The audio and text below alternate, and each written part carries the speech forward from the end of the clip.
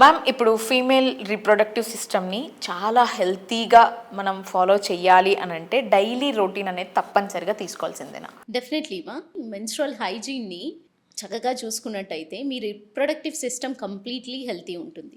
And ఇది రెగ్యులర్గా maintain చేసుకోవడం వెరీ ఇంపార్టెంట్. ఎందుకంటే వల్వల్ ఆరిఫేస్ అంటే female reproductive system it's a open orifice. అది ఓపెన్ ఆరిఫేస్ ఉన్నప్పుడు ఏ రకమైన ఇన్ఫెక్షన్స్ అయినా లోపలికి వెళ్ళిపోతాయి.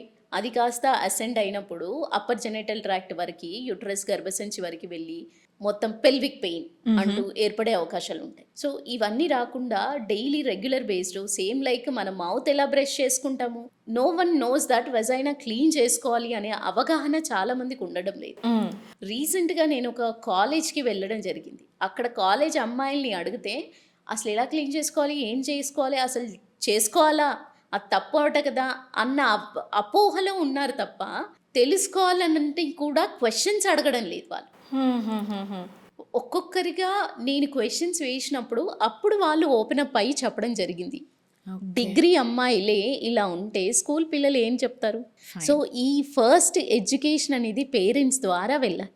Washing your self daily based brush ఎలా చేసుకుంటామో that is also your part of the body and it's a very crucial for a female.